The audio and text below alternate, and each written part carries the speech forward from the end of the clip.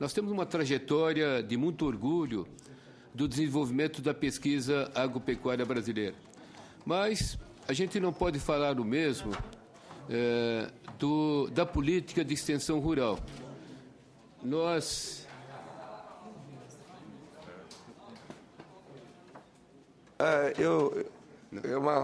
Vou interromper um pouquinho, o ministro. Faço questão de passar por aqui. É um ministro muito querido, foi deputado estadual, federal conosco lá. O ministro fez a gentileza de passar aqui, fez o seu compromisso, ministro. Mas poderia, rapidamente, dizer só umas palavras aqui, cumprimentar a Comissão de Agricultura. Esse é do meu tamanho.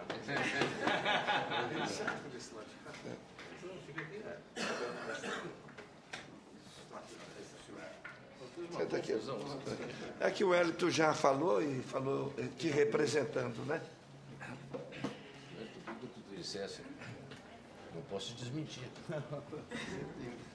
Você pode ficar um pouco ou você... Consegui, eu tenho meu compromisso. Tranquilo. Por favor.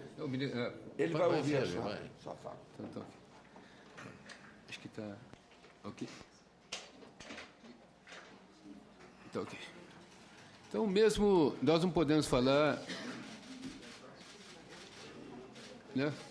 O mesmo não podemos falar da trajetória de parte do governo federal da política de extensão rural.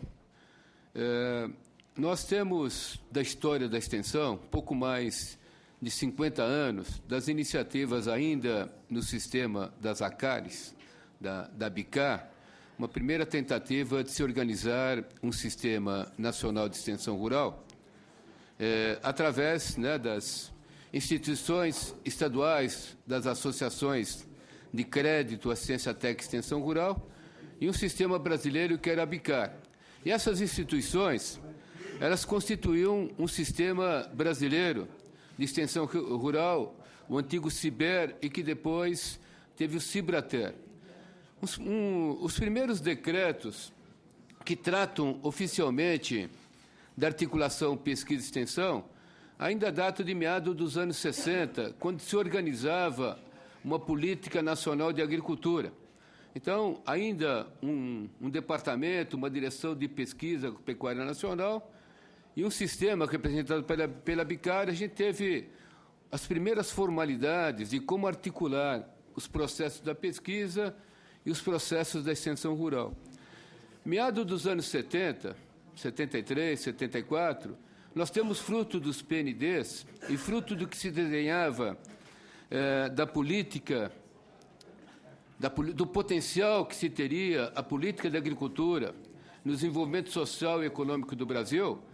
Nós temos a decisão importante da criação da Embrapa, né, que muito orgulho nos dá hoje, né, da Empresa Brasileira de Pesquisa Agropecuária, e temos quase que simultaneamente a transformação do sistema ABICAR na Embrater.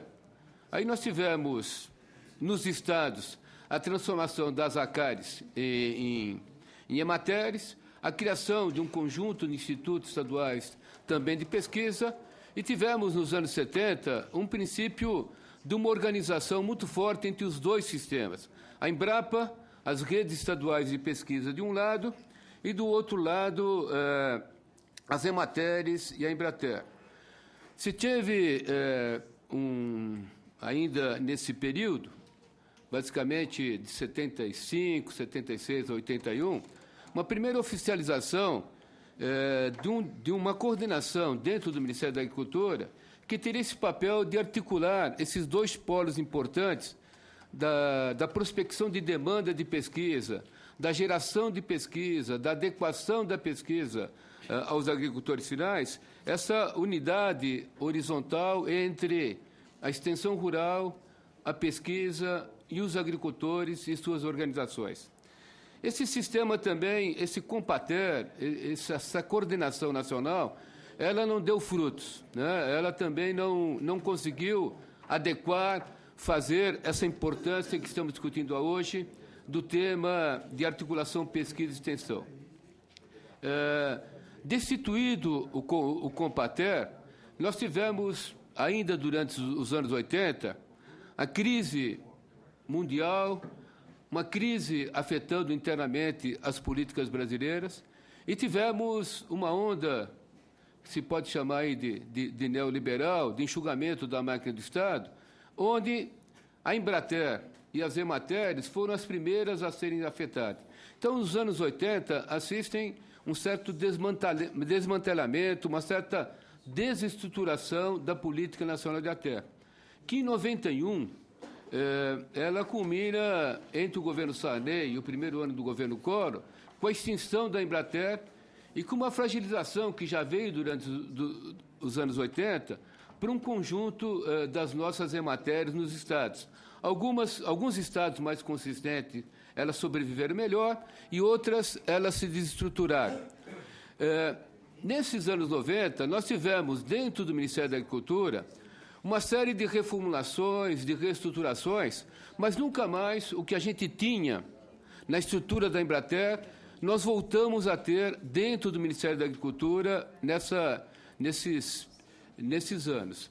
Mesmo em 93, quando o governo Itamar cria um departamento de assistência técnica e extensão rural, esse departamento não voltou a ter a força que ele precisava ter para estruturar, para coordenar um sistema nacional de ATER.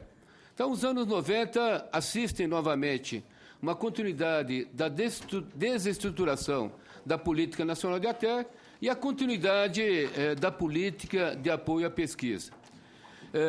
Nós, em 2002, na transição do governo Lula, com o crescimento e a importância que se tinha o PRONAF, as políticas da agricultura familiar e os assentamentos, nós acordamos na transição do governo, e depois, com então o ministro Roberto Rodrigues, a importância de se passar o DATER para o Ministério do Desenvolvimento Agrário e voltar a ter essa coordenação conjunta da ATER, da Ciência Técnica e Extensão Rural, e o público-alvo das políticas agrícolas, que era a agricultura familiar e os assentamentos da reforma agrária.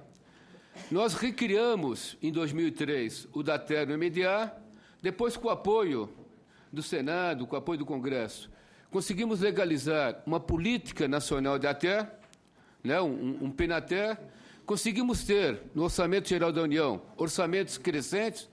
Hoje, o MDA tem por volta de 500 milhões de reais para desenhar uma coparticipação com os estados, para que a gente possa ter, de fato, uma política mais abrangente de ATER. Mas, mesmo com todos esses esforços, hoje a gente tem aproximadamente 1 milhão de agricultores, de um universo potencial entre 3 e 4 milhões de agricultores que possam ser atendidos e ter um forte programa de inclusão socioprodutiva no cenário da agricultura brasileira. Nós ainda estamos muito longe de uma universalização dessa política da terra. Então, os desafios que se colocam hoje para o governo da presidente Dilma, para o nosso ministério, para o Ministério da Agricultura, é como que a gente redesenha essa nova estrutura de ATER. Hoje, para os senadores entenderem, nós temos um universo importante de extensionistas nos estados. Hoje, as nossas Emateres, elas agregam mais ou menos 15 mil extensionistas.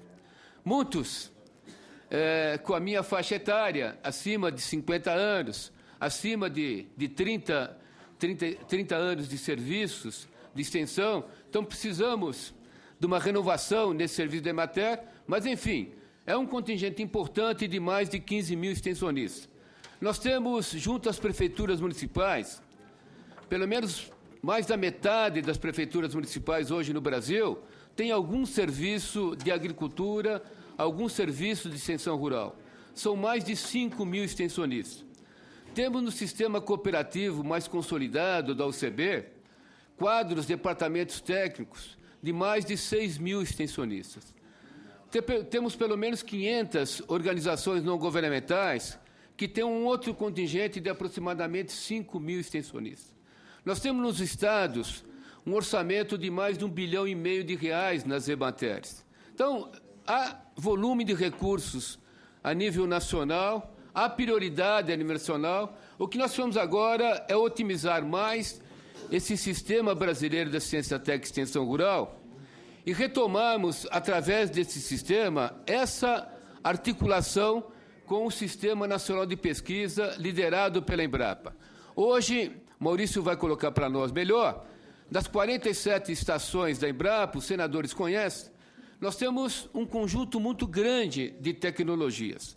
E mais que isso, está aqui o diretor Valdir, da Diretoria de Transferência de Tecnologia, nós temos um conjunto grande de metodologias para que a gente possa disponibilizar ao nosso universo de extensionistas o conjunto dessas pesquisas.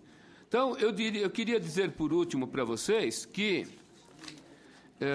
os dados do censo agropecuário mostram que quando a gente pode comparar um agricultor, só localizar aqui, quando a gente pode comparar do universo dos agricultores não assistidos, dos agricultores regularmente assistidos e dos eventualmente assistidos e regularmente assistidos, a média, tanto para a agricultura empresarial como para a agricultura familiar, ela é de 3, 4, até 5 vezes, conforme a tipologia, a média de produtividade por hectare entre um produtor não assistido pela terra, onde não chega os frutos da pesquisa, e um agricultor regularmente assistido.